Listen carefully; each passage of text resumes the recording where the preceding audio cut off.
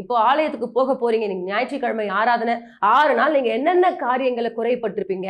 அநேக பாருங்க, நம்ம கண்களினால, நம்மள வாய் பேச்சினால, நம்ம நடையினால, நம்ம உடையினால, நம்முடைய சிந்தனைகள்னால, நம்முடைய அவயவங்கள்னால ஏராளமான பாவங்கள் நம்ம செய்து கொண்டிருப்போம். அன்றைக்கு அவர்கள் அந்நிய தெய்வங்களை விலக்கிவிட்டு தாங்கள் அணிந்து கொண்டிருந்த தேவையில்லாத காதணிகள், தேவையில்லாத காரியங்கள் எல்லாவற்றையும் அகற்றி அதை எல்லாவற்றையும் என்ன பண்றாங்க, புதைச்சி போட்டுட்டு அதுக்கப்புறம் என்ன பண்ணாங்க, தேவ சமூகத்துக்குள்ள கடந்து போனாங்க. அதுக்கப்புறம் தேவனுக்கென்று ஒரு பலி செலுத்தினாங்க. இன்றைக்கு நீங்கள் பலி செலுத்தக்கூடிய நீங்கள், தேவனுக்கு முன்பாக ஆயத்தமாய் இருக்கக்கூடிய நீங்கள், முதலாவதாக உங்களுக்குள்ள காணப்படுகிறது. இப்போ நீங்க ஆலயத்துக்கு போக போறீங்கன்னு சொன்னா, நீங்க ஆலயத்துல தேவனுடைய நாமத்தை மகிமைப்படுத்த போறீங்கன்னு சொன்னா, இரவே நாம் என்ன செய்ய வேண்டும், நமக்குள்ளாக காணப்படுற தேவையில்லாத பாவங்களை, தன் பாவங்களை மறைக்கிறவன் வாழ்வடைய மாட்டான். அவைகளை அறிக்கை செய்து விட்டு விடுகிறோம் என்ன பண்ணுவானாம், இரக்கம் பெற்றுக்கொள்வான். அப்ப பாருங்க, உங்களுக்குள்ளாக தேவன் ஒரு இரக்கத்தை காண்பிக்க வேண்டுமானால் நீங்கள்